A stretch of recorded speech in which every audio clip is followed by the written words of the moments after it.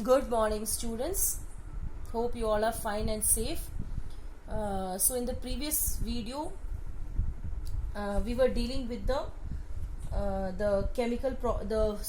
physical properties of the alcohols and phenols.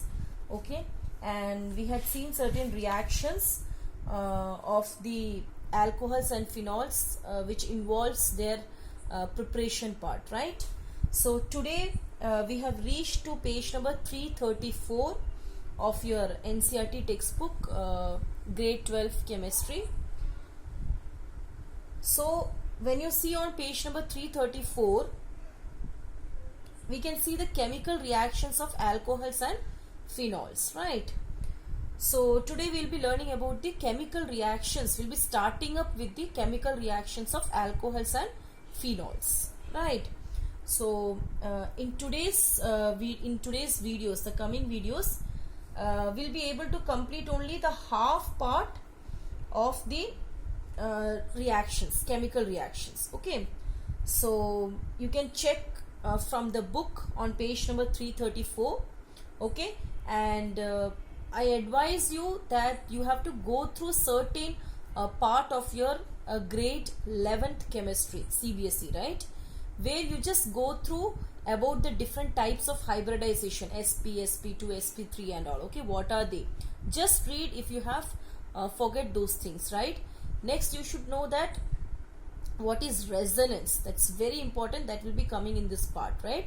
Resonance. So you should know what is resonance and what are the conditions for a resonance to happen, all these things, right? So today I have sent some link also, so hope you have gone through. And in YouTube also, if you get any other comfortable lecture for you on resonance hybridization, you can go through, or you can just go through your NCERT book, right? So in today's part, you can see that more and more there will be reasoning questions. Okay, so I'll be emphasizing you on those parts and those questions, and I advise you to take the notes. Okay, because today's topics 100% you need to write the notes, right? So let's move on. So on page number 334 of your book, right, if you see, they have started with the chemical reactions of the alcohols, right? So you can see, I'll just read off. Alcohols are versatile compound. Okay, so you all know that the alcohols, they react both as a nucleophile as well as an electrophile. Okay, and hope you know, because we have already dealt with the nucleophiles and electrophiles in the previous chapter, right? I mean haloarenes and haloalkanes. Okay, so when you see these alcohols, they act as both a nucleophile and electrophiles. Okay, so what they say, that the bond between OH is broken when alcohol react with the nucleophile. So what they say, what is the, so alcohol, you are clear, right? We are dealing with the chapters alcohol, phenols and ethers. So just the starting of these chapters are only about alcohols and phenols. We have not touched yet ethers. Okay, so I am talking about alcohol now. Okay, so alcohol, they are actually both a nucleophile and electrophile. Okay, so what they say, that when this alcohol, they act as a nucleophile, when these alcohols, they act as a nucleophile, that time what will happen, the OH bond, you all know that alcohol has a OH bond, right? For example, I am writing here ROH. This is an alcohol, because you know the functional group which comes in alcohol is OH. Okay, so R can be any alkyl group. For example, like anything like CH3OH. Okay, if I take the methanol, right? So this is called as the R group, right? This is the R group and this is OH for alcohols.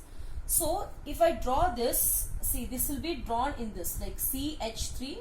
Here you have H, H, H, and to one C your OH group is attached. Okay, so the structure comes in this way. So they say that when alcohol act like a nucleophile, that time the bond between the OH is broken. Okay, so now if you want to write here, even in O and H you have a bond.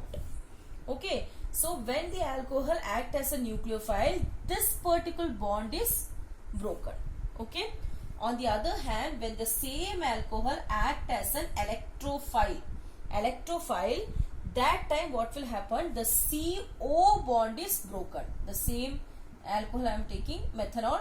So here OH. Okay.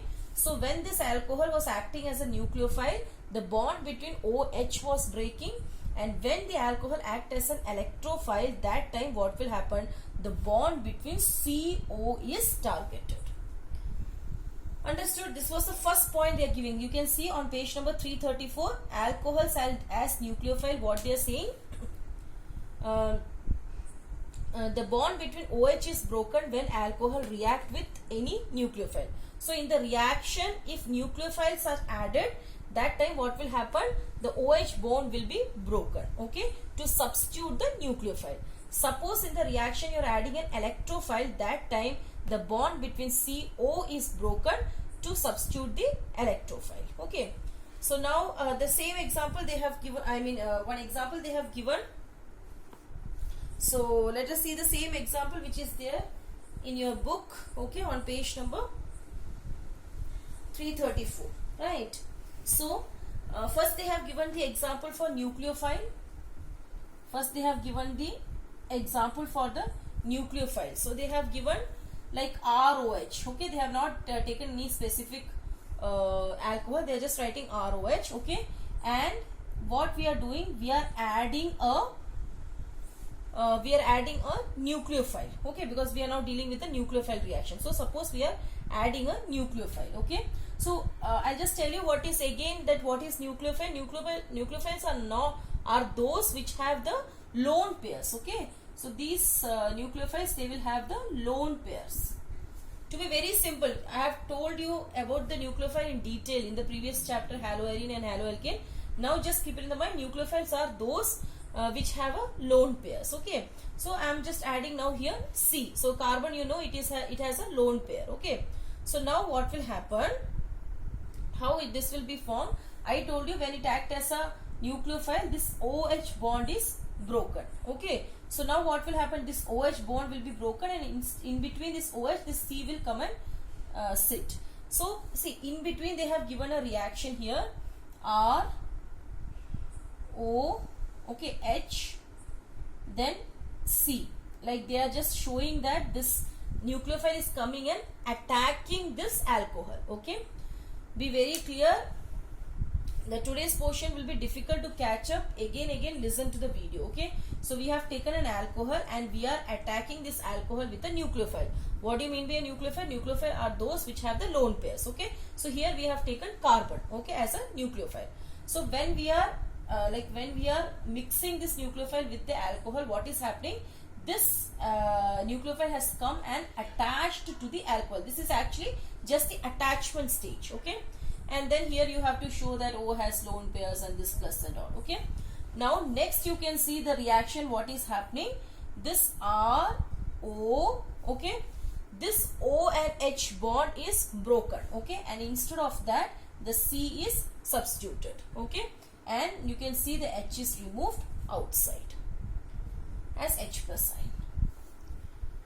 Okay, so now what happened? In the alcohol's OH bond, okay, the OH bond is broken, and instead of H, now what is being substituted? A nucleophile is substituted and H is removed outside. So this reaction will take place when an alcohol reacts with a nucleophile.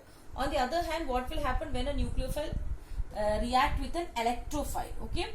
There you have a formation of protonated alcohol, okay?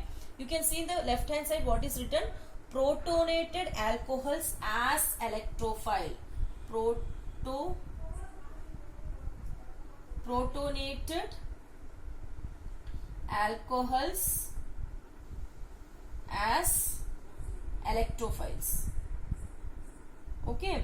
So here actually what act as an electrophiles?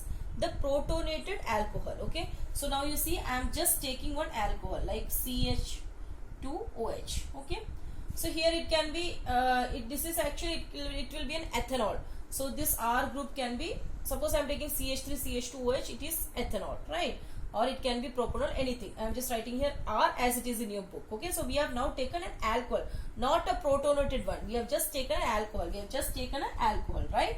Now we have to make it protonated, because then only it will act as an electrophile. Okay, so now we are making it as protonated.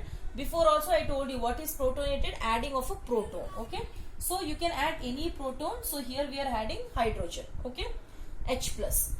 So now it will become RCH2 OH2. Okay, here you will have a positive charge. Nothing, this H has gone and attached here, so it has become OH2. Now this is a protonated alcohol. Okay, now what you can do, you can take any of the okay, so this is a protonated alcohol, which is going to act as an electrophile. Okay, so how can you say that this is an electrophile? Because you know that electrophiles, they always carry a partial positive charge. Okay, so actually what is electrophile, what is neutrophile? I told you, neutrophile, they will have a lone pair, right? In the same way, what is electrophile? Electrophile, they will have a partial positive charge. You can see on oxygen there is a positive charge. Okay, and they will always be electron deficient.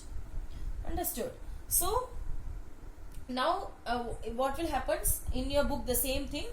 They have reacted this protonated alcohol with the bromine. Okay, because bromine, as I told you, the electrophile is an electron deficient, so it will go and always attack with something or with some element which can give its electron.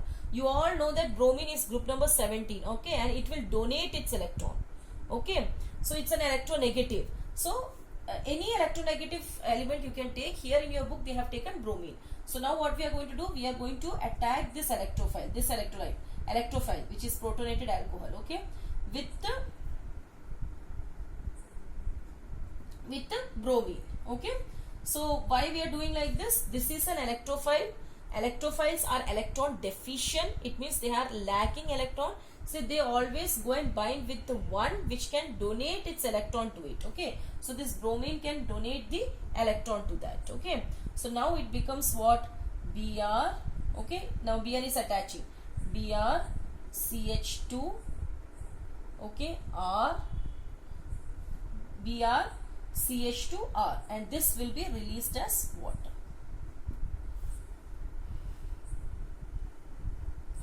Understood? So let me write this. Let me open this and write. So like Cr CH2 means 2 HH is there. Okay, I am writing this. I am opening this. Okay, so with C, one R is attached, one H2s are attached. Then you have OH2. Okay. Now I told you that whenever the alcohol acts as an electrophile, which bond will be broken? This bond will be broken. Okay. In the previous one, nucleophile, what I said, in nucleophile the OH bond will be broken, the bond between O and H. Okay. When the alcohol acts as an electrophile, which bond will be broken? The bond between C and O. That's why you can see that this Br is attached and it is forming Br, this bromine. Okay, bromine, then CH2 is as such, R is as such. This bond is broken and H2 is separated. So that's why water is released outside. Understood? So this part is a basic one. Here you should learn one thing, that all the reactions of the alcohols will have two type of cleavage. Either there will be a cleavage of OH bond when the thing we are adding will be a nucleophile. Suppose the thing which we are reacting is an electrophile, then there will be a cleavage of CO bonds. Okay, so if you see in your textbook on page number 335, A, they have given reactions involving cleavage of OH bond. First they are going to deal with the OH bond. Okay, then you can see on page number 338, they have given reactions involving cleavage of CO bonds, carbon oxygen bond. Okay, so under this chemical reaction, it is divided into actually two. One dealing with the cleavage of OH bond and one dealing with the cleavage of the CO bonds. Okay. So now we will move into the, we'll start with the reactions involving cleavage of OH bond. Right. That is the hydroxyl. The alcohols, they have the OH bond. Okay. The cleavage of the OH bonds. Please make notes because many reasoning questions will be coming, and before going to this video, watch and come the resonance and the resonating structures, right?